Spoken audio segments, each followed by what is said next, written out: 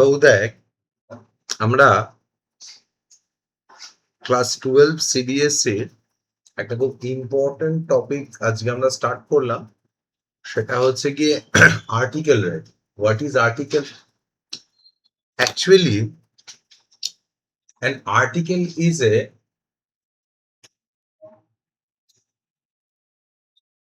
writing that suggests or that signifies whatever is going on in our society in recent days and your perspective on that issue.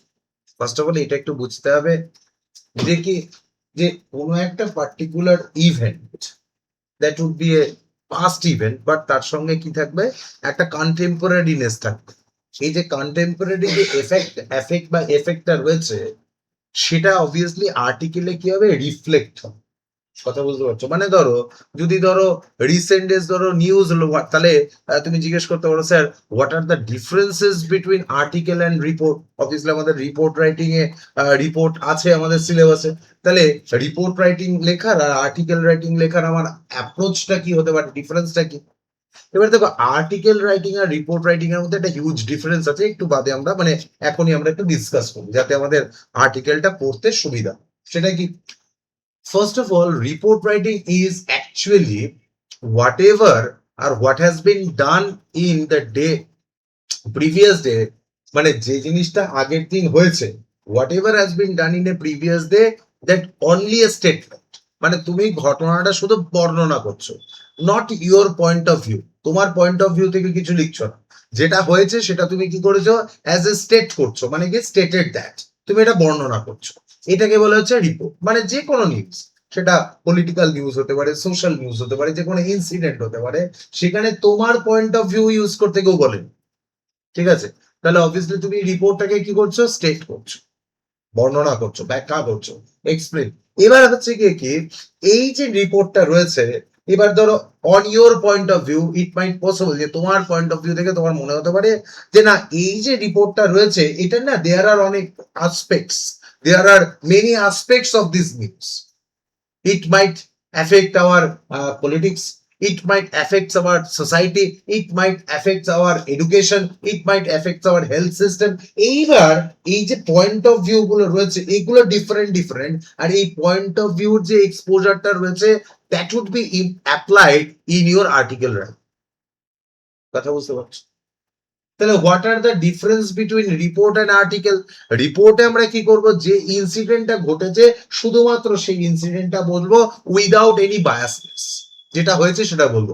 Obviously this are the work of a reporter. রিপোর্টারের কাজ কি, without any বায়াসনেসে শুধু ইনসিডেন্টটাকে তুলে ধরা, ঠিক আছে? মানে unnecessary সেটাকে এক্সপ্লেন করার কাজ রিপোর্টারের নয়। যদি আজকের দিনে নিউজ মিডিয়ার একটা নতুন ব্যাপার চলে এসছে, ঘন্টাখানেক অনেক কিছু, এবার ব্যাপারটা কি, এইটা রিপোর্টারের কাজ নয়। এটা কাদের কাজ? অবভিয়াসলি হচ্ছে কি, এটা হচ্ছে কি বাকিদের কাজ, যারা হচ্ছে social scientist, quote unquote the word social scientist, who criticize the work or who criticizes the incident on their point of view or on their aspects. যে তাদের পয়েন্ট অফ ভিউ থেকে কি করে, তারা এই জিনিসগুলোকে ক্রিটিসাইজ করে, তারা মনে করে এটা ভালো, এটা খারাপ। এটা কাদের কাজ? অবভিয়াসলি যারা হচ্ছে সোশ্যাল সায়েন্টিস্ট। এই সোশ্যাল সায়েন্টিস্ট কারা?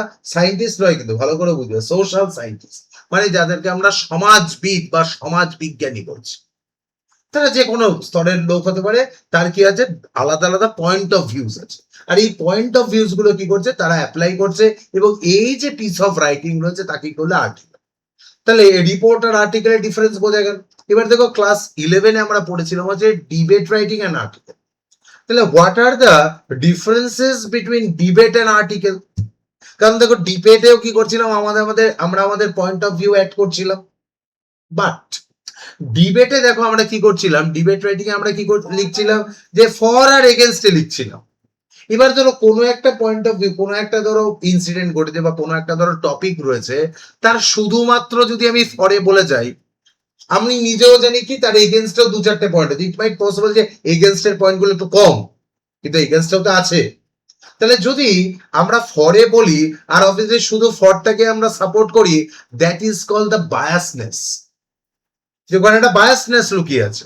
যে দেখো তুমি শুধু ভালো দিকটা বলছো, খারাপটা তো বলছো না। এবার দেখো ডিবেট রাইটিং এ কি হয়, ডিবেট রাইটিং কেন আমাদের সিলেবাসে অ্যাড করা হয়েছে, বা কেন আমরা ডিবেট রাইটিং পড়বো, শিখবো, বা আমাদের লাইফে কোন জায়গায় ইউজ করব, সেটা হচ্ছে কি কি ডিবেট যেটা করে তোমার যে লজিক্যাল থিঙ্কিং, তার যে পসিবিলিটিস, সেটাকে এনহ্যান্স করে। যে তুমি কোনো একটা টপিক, কোনো একটা ইনসিডেন্টকে তুমি লজিক্যালি ভাবতে পারছো, এবং তার কি প্রোজ অ্যান্ড কনস, খারাপ দিক ভালো দিক আছে। এবার তুমি কি করছো, বাকি কাউকে এনকাউন্টার করছো। এটা হচ্ছে কি এই যে লজিক্যাল রিজনটা কি করছে, একটার পর একটা অ্যাসাইনিং আপন অ্যাসাইনিং, মানে রিজন আফটার রিজন তুমি কি করছো, এই অ্যাসাইনমেন্টটা দিচ্ছ। এই যে তোমার যে লজিক্যাল ব্রেন বা লজিক্যাল থিঙ্কিং কে কি করে, রিপোর্ট রাইটিং এনহ্যান্স করে, এই সরি ডিবেট রাইটিং এনহ্যান্স করে। কথা বুঝতে পেরেছো? বাট ডিবেট রাইটিং এর যে জিনিসটা খুব বেশি ভাবে মানে চলে আসে, সেটা যে বায়াসনেস। বাট আর্টিকেল রাইটিং এ সেটা আসে না। আর্টিকেল রাইটিং এ যেখানে কি প্রোজ এন্ড কনস দুটোই তোমায় লিখতে হবে, ভালো দিক খারাপ দিক দুটোই লিখতে হবে, তাহলে কি আর্টিকেল রাইটিং এ আমরা যখন কোন একটা টপিক নিয়ে ডিসকাস করি, তখন সেই জিনিসটার কি আসে, একটা ব্যালেন্স চলে আসে। যে ওটার খারাপ দিকটাও বলছি, ভালো দিকটাও বলছি, ওর বেনিফিটস গুলো বলছি, আবার কি ওর যে মানে যে এফেক্ট যেগুলো রয়েছে বা খারাপ দিক যেগুলো রয়েছে সেগুলোও বলছি আমি। ঠিক আছে? তাহলে এই যে ব্যালেন্সিংটা রয়েছে, এটা আর্টিকেল রাইটিং এই ব্যালেন্সিংটা আমাদের করতে হবে। এই ব্যালেন্সিংটার জন্য যে জিনিসটা হয় সেটা হচ্ছে গিয়ে কি, যে আর্টিকেল রাইটিং এর যে মেন যে জায়গাটা হয় সেটা হচ্ছে গিয়ে তাতে আমাদের অনেক বেশি কনসিয়াসনেস ডেভেলপ করে। ডিবেট রাইটিং এ যে জিনিসটা করে সেটা হচ্ছে কি আমাদের logical thinking, but article writing যেটা করে সেটা হচ্ছে কি আমাদের কনসিয়াসনেস। মানে এই আনবায়াসড হয়ে কোনো একটা টপিক বা কোনো একটা জিনিস ভাবা, এটা কিন্তু খুব ইম্পর্টেন্ট জিনিস যে কোনো জায়গায়। অবভিয়াসলি দেখবে আজকে আমরা এই ডেমোক্রেসি এবং ইলেকশন নিয়ে বেশ কয়েকটা টপিক আমরা লিখলাম, আমরা পড়বো, সেটা ডিসকাস করব। কেন এই টপিকটা দিয়ে স্টার্ট করলাম, তার কারণ আর্টিকেল রাইটিং, বিকজ অফ এটা হচ্ছে কি মানে এই আনবায়াসড ওয়েতে ভাব। মানে বায়াসড ওয়েতে কারা ভাবে, দু ধরনের লোক, যারা ভাবতে পারে না তারা বায়াসড ওয়েতে ভাবে, আর যাদের ভাবার মধ্যে একটা ভেস্টেড ইন্টারেস্ট আছে তারা বায়াসড ওয়েতে ভাবে। আনবায়াসড ওয়েতে কারা ভাবে, তুমি বলতে পারো দে আর সুবিধাবাদী লোক, নো। আনবায়াসড ওয়েতে যারা ভাবে, দে আর কল দা বুদ্ধিজীবী। মানে কি এই বুদ্ধিজীবী মিন্স হচ্ছে কি অ্যাকচুয়ালি তারা হচ্ছে কি ইন্টেলেক্টস। ইন্টেলেক্টস মানেটা কি, যে তারা তাদের বোধ বুদ্ধিটা অ্যাপ্লাই করে for the benefits of the society. মানে they are the philosopher, they are the critics. তারা কখনো বলছেন আরে খুব ভালো খুব ভালো, কারণ যার ভালো দিক রয়েছে তার খারাপ দিকও রয়েছে। বুঝতে পারছো তো? প্রত্যেকটা জিনিসের প্রত্যেকটা মানে দিন থাকলে রাত থাকবে, আলো থাকলে অন্ধকার থাকবে, তাহলে ভালো থাকলে খারাপও থাকবে। তাহলে খুব ভালো হতে পারে না সবাই, মানে মানুষ ভগবান নয় যে তার সব জিনিস ভালো হবে। তাহলে অবভিয়াসলি কি এই যে আনবায়াসড ওয়েতে ভাবার যে পসিবিলিটি, এটা আমাদের কি করে, আর্টিকেল রাইটিং আমাদের এই যে লজিক্যাল বেস থিঙ্কিংটা রয়েছে সেটাকে এনহ্যান্স করতে হেল্প করে। কথা বুঝতে পারছি? এই পয়েন্ট অফ ভিউ থেকে আর্টিকেল রাইটিং তাহলে কিভাবে লিখতে হয়, article writing A first of all মানে এবার আমরা একদম মেন জায়গায় আসি, তাহলে ডিফারেন্সটা বুঝতে পারলি তো, যে রিপোর্ট রাইটিং, আর্টিকেল রাইটিং আর ডিবেট রাইটিং এর ডিফারেন্স কি। ঠিক আছে? এবার এই তিনটেকে বাদ দিয়ে এবার আমরা দেখবো যে সিবিএসই ক্লাস 12 এ আমাদের আর্টিকেল রাইটিং রয়েছে। এবার এই আর্টিকেল রাইটিং আমরা প্লেস করব কি করে, লিখবো কি করে। দেখ first of all article writing last তুই প্রিভিয়াস ইয়ার্স এর কোশ্চেন দেখ, আর্টিকেল রাইটিং প্রত্যেকবার এসছে কারেন্ট অ্যাফেয়ার্স থেকে। দ্যাটস ওয়াই দেখ আমি বছরের প্রথমেই যখন আমরা পড়ছিলাম আমরা বারবার করে ফোকাস করছিলাম কোনটায়, যে রিসেন্ট ইস্যুস, যে কারেন্ট অ্যাফেয়ার্স, সেটা আমাদের হেল্প করবে কোথায়, কম্প্রিহেনশন। সেটা আমাদের হেল্প করবে কোথায়, আর্টিকেল রাইটিং এ। সেটা আমাদের হেল্প করবে কোথায়, রিপোর্ট রাইটিং এ। সেটা আমাদের হেল্প করবে কোথায়, এডিটোরিয়াল রাইটিং এ। তাহলে বুঝতে পারছিস তো, মানে এই যে মোটামুটি ধর হচ্ছে কি যে কারেন্ট অ্যাফেয়ার্স এর যে টপিক গুলো আছে সেগুলো আমাদের একটু জানতে হবে। মানে অ্যাটলিস্ট যেন তাদের ওইতে একটা হোলিস্টিক অ্যাপ্রোচ বা আইডিয়াসটা যেন আমাদের কাছে ক্লিয়ার থাকে, যে কি হচ্ছে কেন হচ্ছে, তার ইম্প্যাক্ট কি। বুঝতে পারছো তো?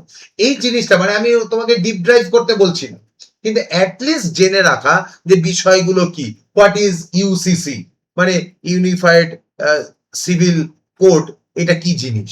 কারণ বিষয়টা হচ্ছে কি আর কয়েকদিনের মধ্যেই ধরো ইউসিসি ওয়েস্ট বেঙ্গলে অ্যাপ্লিকেবল হতে চলেছে। তাহলে what are the benefits of, এটা কেন অ্যাপ্লাই করা হলো, কেন এটা এতদিন ওয়েস্ট বেঙ্গলের চলছিল না।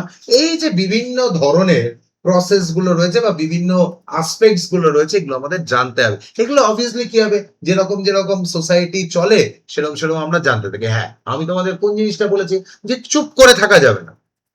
মানে আমি আরিহান্টের একটা 300 টাকা দিয়ে বই কিনেছি, আমি ওটাই পড়বো আর ওটা পড়ে আমি এই নৌকা পার করে যাবো, এরকম মাইন্ডসেট রাখা যাবে না। মাইন্ডসেটটা হচ্ছে কি, যা আমার র্যাডারে আসবে আমি সেটা জানতে থাকবো। তাহলে এখানে তোমার কাছে নোট বই তার থেকেও ইম্পর্টেন্ট কোনটা, যে সারাউন্ডিংসে তোমার শেখা বা জানার ইচ্ছেটা, যে ওই ওরিয়েন্টেশনটাকে ডেভেলপ করবে। আমি তোমাদের আগেও শিখেছি যে কিভাবে যে এই যে সারাউন্ডিংস এর যে ঘটনাগুলো আছে সেগুলোর আপডেট তুমি কি করে পাবে। ঠিক আছে, যাই হোক, আজকের যে টপিকটা রয়েছে, দেখ দেখ social media plays a major role during elections today. Mind it, আমি কিন্তু আবারও বলছি, এই টপিকটা আমি প্রত্যেক বছরই করাই। এই বছর ইলেকশন পড়ে গেছে, তাতে আমার কিছু করার, আর ইলেকশন রেজাল্টের পরেই তোমরা প্রথম পড়তে এসছো, আমি কিন্তু আগের ব্যাচে এটা পড়িয়েছি, তো আমাকে জাজ করবে না কেউ।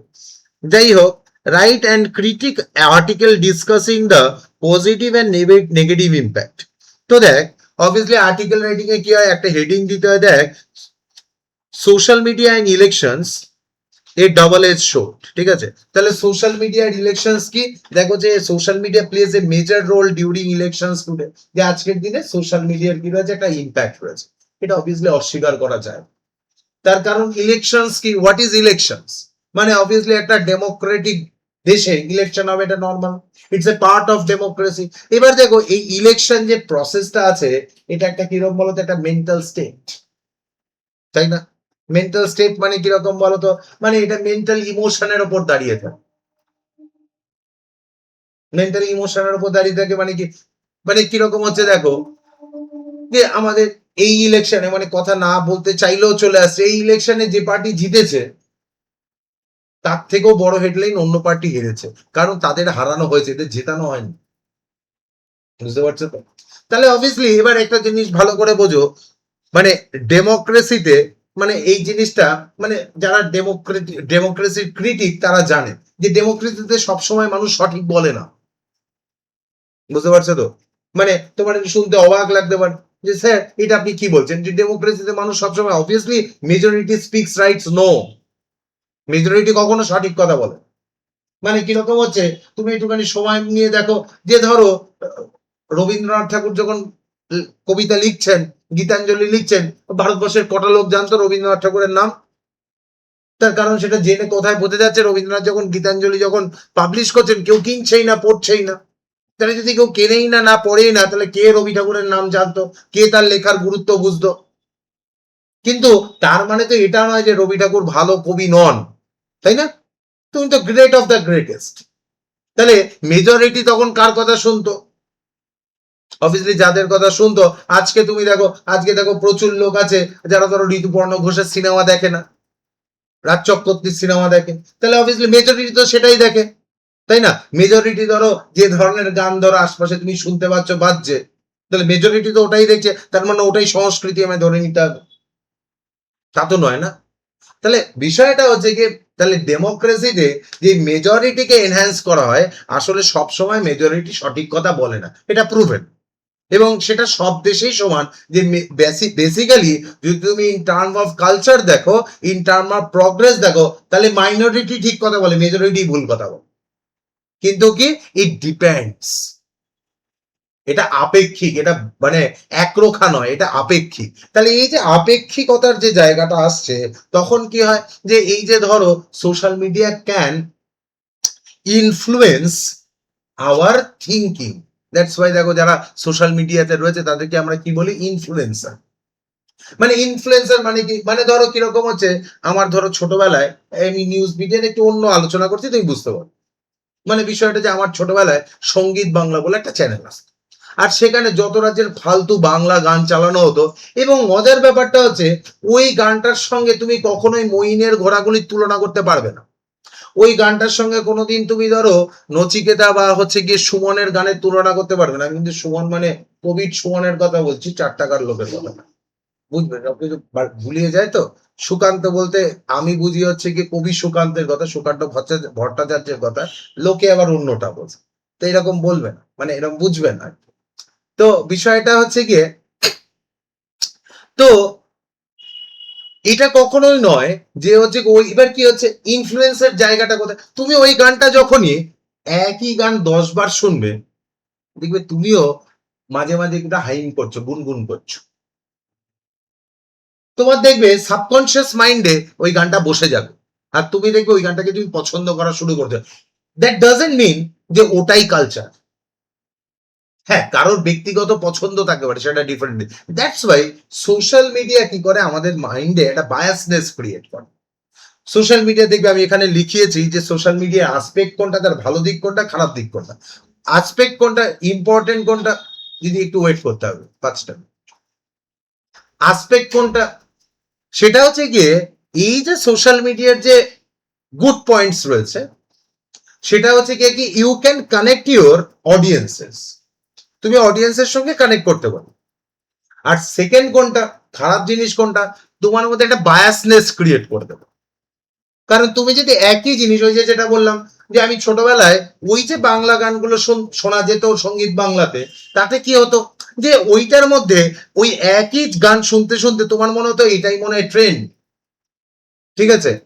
এবার এই যে জিনিসটা রয়েছে, ওটাই তোমার কি মনে হচ্ছে, ওটাই তোমার কাছে অনেক বেশি সুপ্রিম সুপিরিয়ার মনে হচ্ছে, বাট দ্যাট ডাজ নট, ওটা ওরকমটা নয়। তার কারণ হচ্ছে, আর ছাড়াও তুমি you cannot compare with those songs like মইনের ঘোরাবি, তুমি এটা কম্পেয়ার করতে পারো। হ্যাঁ, এটা পার্সোনাল টেস্টের উপরেও নির্ভর করে। তাহলে সোশ্যাল মিডিয়া কি করে, অবভিয়াসলি যে আমাদের বায়াসনেস যেটা রয়েছে তার সঙ্গে অ্যাটাচ করে, মানে অবভিয়াসলি আমাদের বায়াসনেসকে ম্যানিপুলেট করে, মানে আমাদের থিঙ্কিং ক্যাপাসিটিকে ম্যানিপুলেট করে।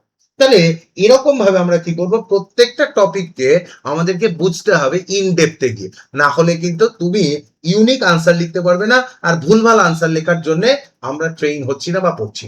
সো দেখো, ঠিক আছে, দেখো,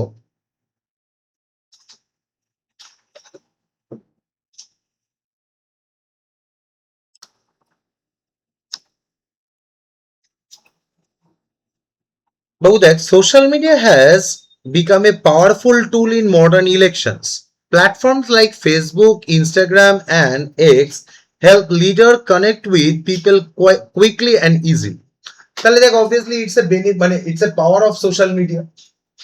মানে দেখ, তুই যদি লাস্ট 1 ইয়ার দেখিস, তাহলে ইউএস এর প্রেসিডেন্ট, সেও কি করছে, মানে যতটা না বেশি ওর যে ইনফ্রাস্ট্রাকচার রয়েছে, মানে অ্যাডমিনিস্ট্রেটিভ ইনফ্রাস্ট্রাকচার রয়েছে, তাতেই ডিপেন্ড করছে।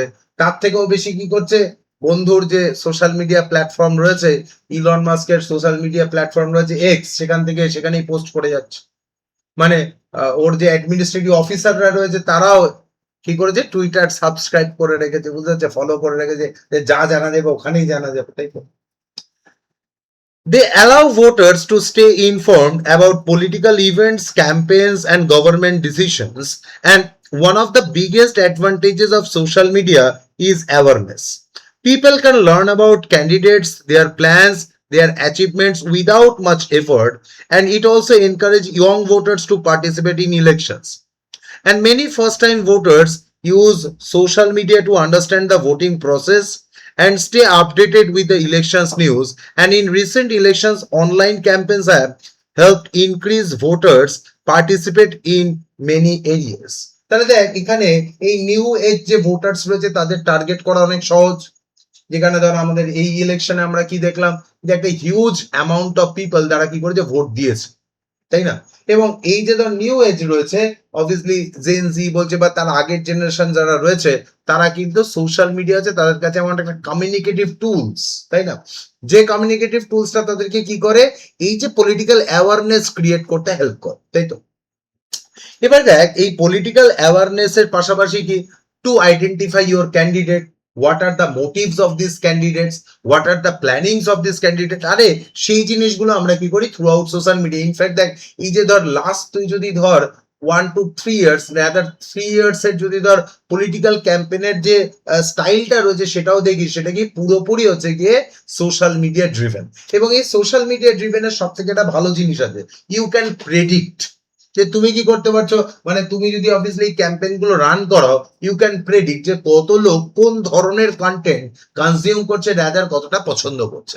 তার কারণ কি, তুমি তার অ্যাভারেজ ভিউ দেখতে পারবে, তার লাইকস দেখতে পারবে, তার ভিউজ দেখতে পারবে। ইনফ্যাক্ট ধরো ঠিক আছে লাইকস দিল না, তাতে কোনো অসুবিধা নেই, কিন্তু কি তার অ্যাভারেজ ভিউ, যে কতক্ষণ এই লোকটা, মানে যে তোমার কাছে অবভিয়াসলি মানে পুরোপুরি আননোন একটা, তুমি যার কাছে আননোন, সে কতক্ষণ তোমাকে রিটেইন করছে, তাই না? কতক্ষণ তোমার এই কন্টেন্টটা কি করছে, সাবস্ক্রাইব করবে, রাতার হচ্ছে কি ইনভাইট করছে, বা কতক্ষণ সোজা কথায় দেখছে, সেগুলো তুমি কি করতে পারবে, বুঝতে পারবে। রাতার এখান থেকে ডেটা অ্যানালাইজ করা পসিবল, যে কি ধরনের কন্টেন্ট কোন ধরনের ডেমোগ্রাফির কোন এজের লোকেরা সেগুলো কনজিউম করছে। এই পুরো জিনিসটা সিস্টেমেটিক্যালি ডেভেলপ করা possible. But however, social media also has negative effects. Fake news spreads very fast and can easily mislead people.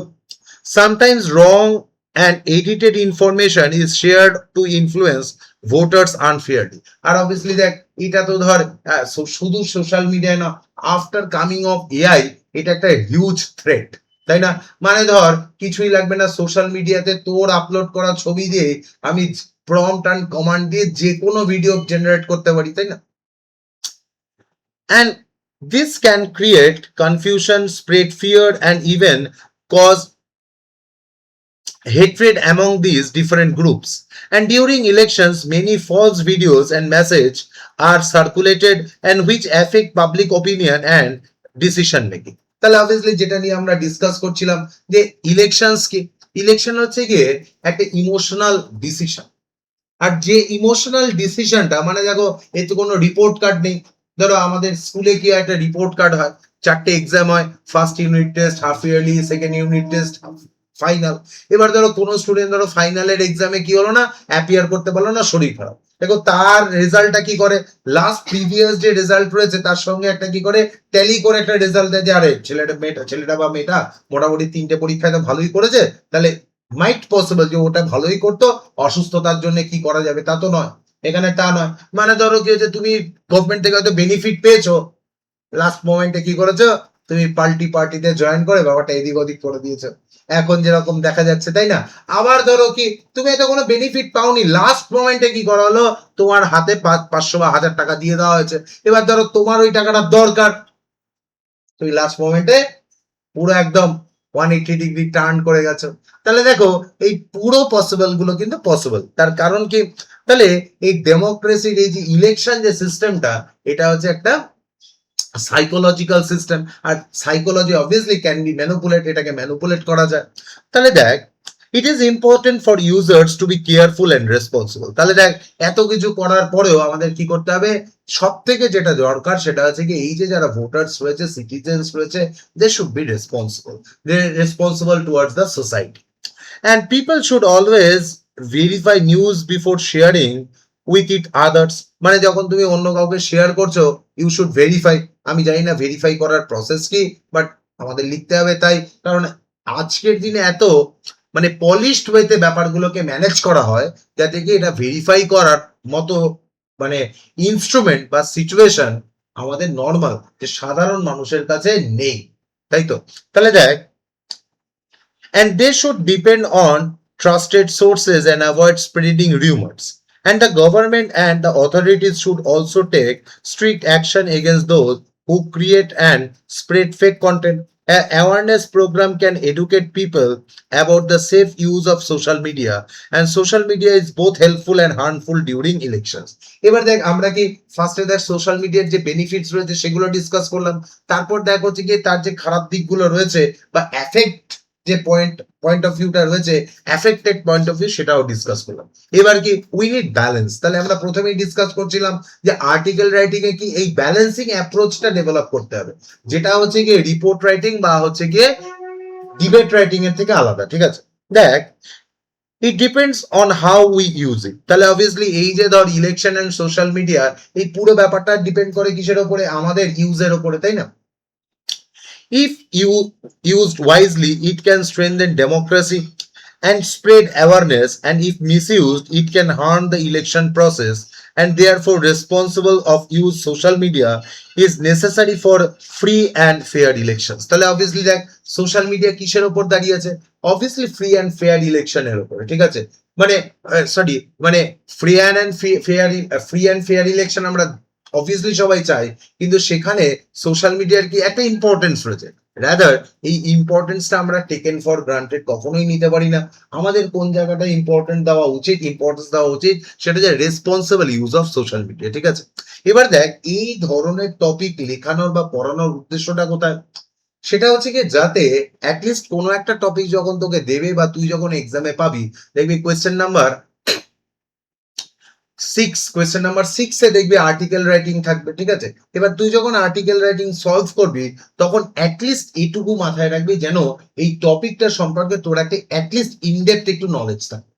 তুই যে টপিকটা লিখছিস সেটা যেন নলেজ নেই, একদম বায়াসড ওয়েতে তুই লিখেই যাচ্ছিস, কিছু একটা তোর মনে পড়ছে লিখছিস, এরকমটা যাতে না হয়। তাতে কি হবে, তোর লেখাটা হয়তো অনেকটা বড় হবে, কিন্তু রিসেন্ট ডেজে যেটা দেখা গেছে, মানে লাস্ট ইয়ার থেকে ধর সিবিএসসি খাতা দেখা যায়, জানিস তো? যে তুই যদি খাতা হচ্ছে গিয়ে মানে আপিল করিস বোর্ডের কাছে, তাহলে অবভিয়াসলি বোর্ড কি করে, তোর এই স্ক্যানিং কপিটাকে স্ক্যান করে। এবং ধর আমি এরকম ধর 20-22 জন স্টুডেন্টের খাতা দেখেছি যারা রিচেকিং এর জন্য খাতা ডিমান্ড করেছিল, এবং খাতা আমি দেখেছি, এই মানে এই স্ক্রিনে ফেলেই খাতা দেখেছি। মানে কিরকম বলতো, তোর খাতায় লেখায় যদি ধর মানে ম্যাটেরিয়াল থাকে, তো যদি প্রপার পয়েন্ট অফ ভিউ থাকে, আর তুই যদি সেটা লিখিস তাহলে ফুল মার্কস পাওয়া যায়। আর তুই যদি খাতা ভর্তি করার জন্য লিখিস তাহলে ধর 2-3 লিখে ছেড়ে দিয়েছে। এবং সেটা কিন্তু মানে ধর কিরকম বলতো, সেটা রিপিটেড ওয়েতে মানে অনেকের খাতায় আমি এটা দেখেছি। তো দ্যাটস ওয়াই রিপোর্ট রাইটিং বা ধর আর্টিকেল রাইটিং বা ধর ডিবেট তো এখন আর নেই, যখন এই ধরনের টপিক লিখবি অ্যাটলিস্ট যেন এটুকু মাথায় থাকে, যেন অ্যাটলিস্ট যেন তোর ওই পয়েন্ট অফ ভিউ মানে টপিকটা সম্পর্কে তোর জন্য একটা ক্লিয়ার পয়েন্ট অফ ভিউ থাকে। বেশি লিখতে বলছি না, কিন্তু অ্যাটলিস্ট যেন তুই কি লিখছিস সেটা যেন তুই জানিস, ঠিক আছে? এবার তুই কখন এটা জানবি? অবভিয়াসলি দেখ প্র্যাকটিস এন্ড ওরিয়েন্টেশন। তোর যদি পড়ার এই অভ্যাসটা না থাকে তাহলে অবভিয়াসলি কিছুতেই সেটা সম্ভব নয়, ঠিক আছে? একবার একটু দেখ, যদি কোনো সমস্যা হয় জিজ্ঞেস করে বলছি।